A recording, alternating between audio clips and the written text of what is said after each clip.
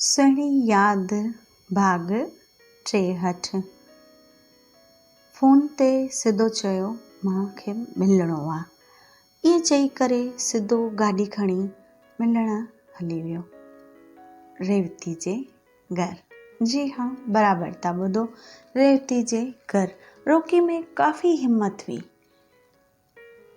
हर ॻाल्हि जो निवारण कढणु पियो चाहे।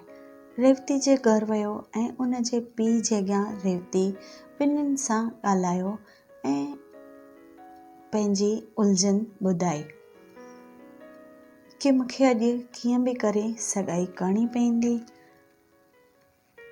इहा सगाई अञा ताईं ॿाहिरि न पाड़बी, पर मां वाइदो थो कयां त मुंहिंजी ज़िंदगीअ में सिर्फ़ु रेवती ईंदी।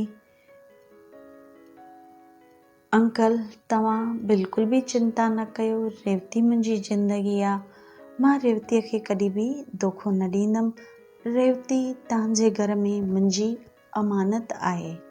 एतिरा मिठा शब्द चया ऐं रेवती जे पप्पा जे अखियुनि में पाणी अची वियो। रोकीअ चयो, अंकल तव्हां रो छो था? तंहिं ते अंकल चयो, इतिहास वरी तो दोहराइजे। रोकीअ खे कुझु बि सम्झ में कान आयो ऐं रोकीअ सवाल भरी नज़रुनि मां सिर्फ़ु निहारियो। तंहिं ते रोकीअ पप्पा चयो, हा पुट, जेका तुंहिंजी आखाणी आहे न, उहा ई मुंहिंजी आखाणी आहे। मां तुंहिंजी प्रॉब्लम सम्झी थो सघां। मां बि तमामु सुठे ऐं वॾे घर जो हुयमि। मूंखे बि प्यार थियो। मां प्यार खे अपनायो, जाइदाद ऐं रिश्तनि खे पुठियां करे छॾियो। उन्हनि मूंखे चॉइस ॾिनी हुई कि तूं प्यार खणंदे त तूं जाइदाद ऐं रिश्ता सभु विञाए छॾींदे। मां पंहिंजूं पुश्तैनियूं हवेलियूं सभु कुझु छॾे ॾिनो। तंहिं ते रोकीअ प्यार भरी नज़रुनि मां चयो, अंकल, मां तव्हांजे विश्वास ते खरो उतरंदमि। मूंखे थोरो वक़्तु खपे। जे मां हींअर ई उल्लंघन कंदमि त पप्पा तव्हां सां ख़राबु बर्ताव कंदा। रेवती ई सभु ॿुधी करे ॾाढो उलझाइजी वई। वीचारणु लॻी त छा ज़िंदगीअ में हेड़ा दुख बि ईंदा आहिनि? पप्पा अहिड़ो दुख ॾिठो आहे? छा वापसि मुंहिंजी तक़दीर बि अहिड़ी आहे?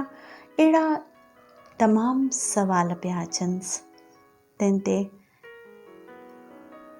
हिकिड़ो दफ़ो चयो रोकीअ, अंकल, मूंखे 5 मिंट रेवती सां पर्सनल रीते ॻाल्हाइणो आहे। अंकल अखियुनि सां हानी भरी, हा पुट। रोकी रेवती खे थोरी झट ॿाहिरि वठी वियो ऐं सिधो चयो, रेवती, तूं मुंहिंजो इंतज़ारु करे सघंदीअ? मां कॾहिं बि तोखे दुख कान ॾींदमि, एतिरो वाइदो कयां थो। मां तोखे पंहिंजे मम्मी पप्पा जी रज़ामंदीअ सां, तुंहिंजे पप्पा जी रज़ामंदीअ सां बिल्कुलु शान ऐं प्यार सां अपनाईंदुमि। मुंहिंजी दिलि जी इच्छा आहे। मां कोई बि वॾा झगड़ा करणु नथो चाहियां।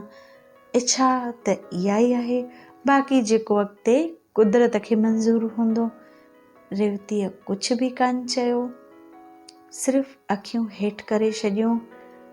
रोकी उन जे गिटे ते हथु रखी ऐं सिधो प्यार भरी नज़रुनि मां शुक्रिया कंदो हुजे अहिड़ो भाव ॾेखारे उतां हली वियो ऐं सिधो उते जंहिं होटल में आयशा सां मीटिंग हुई, उन जे परिवार सां, उते वञी पहुता। हिन काफ़ी कोशिशि कई आयशा खे सभु कुझु ॿुधाइण जी, पर इन जे पप्पा उते वापसि हिकु दफ़ो पंहिंजी धमकी यादि ॾियारी। हिन जी मम्मीअ बि अखियुनि मां चयो, पुट थोरो धीरज कर, शायदि भॻवानु ॿुधी वठे। ईअं कंदे कंदे वक़्तु निकिरी वियो ऐं सगाईअ में बि ईअं नकी थियो त हींअर सिर्फ़ु ई परिवारनि जे विच में सगाई थींदी, बाक़ी जो पोइ ॿाहिरि ज़ाहिर पाड़े छॾंदासीं। इहो ॿुधी बि हिनखे ॾाढी ख़ुशी थी कि इन दौरान रोकी चवे मां मम्मी कुझु रस्तो कढी वठंदसि। एतिरो चई सभु उतां पंहिंजे पंहिंजे घर हली विया। रोकी काफ़ी असमंजस में हुयो। आयशा इन सभिनी ॻाल्हियुनि खां बेफ़िक्र हुई।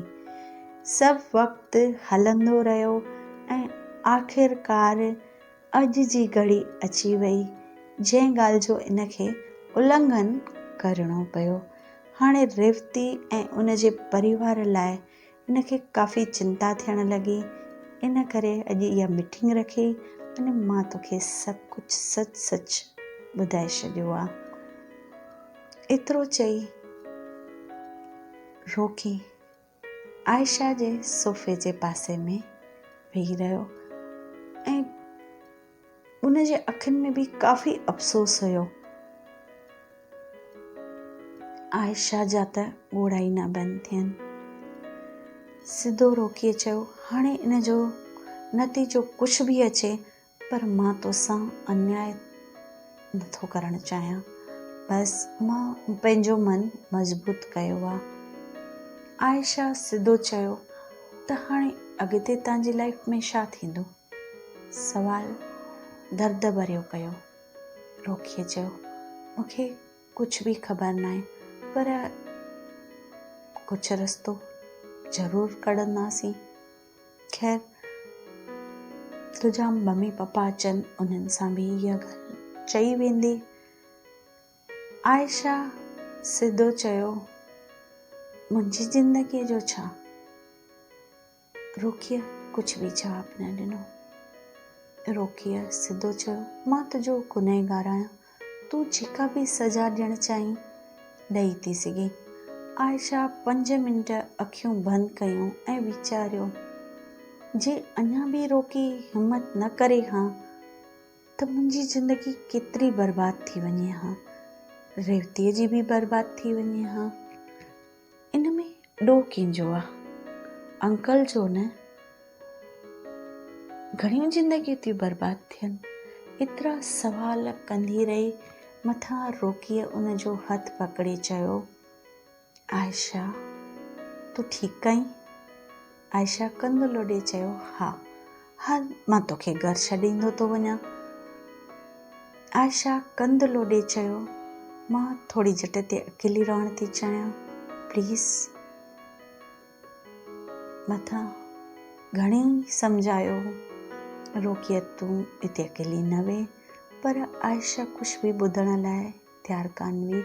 प्लीज़ मूंखे थोरी झट अकेलो रहणो आहे। सिधो रोकी उतां निकिरी वियो ऐं ॿाहिरि होटल जे कर्मचारी खे चयो जे अहिड़ो कुझु हुजे त मूंखे हिन नंबर ते कॉल करे छॾिजो त मां वठणु ईंदसि। एतिरो चई उतां हली वियो। आयशा थोरी झट रोईंदी रही। उनजो मोबाइल किरी पियो, बंदि थी वियो। जीअं ई उथी उनजो मोबाइल उनजे पेर सां सोफ़ा जे हेठां हली वियो। पर्स सोफ़ा ते ई रहिजी वियो। हीअ पंहिंजो बेहोशीअ जी हालत में ई होटल मां ॿाहिरि निकिती। ॿाहिरि निकिरंदे इनखे चकर अची विया ऐं किरी पई। पुठियां खां कंहिं उनखे ॾिठो ऐं अॻियां अची उनखे सहारो ॾिनो। इहो सहारो कंहिं ॾिनो?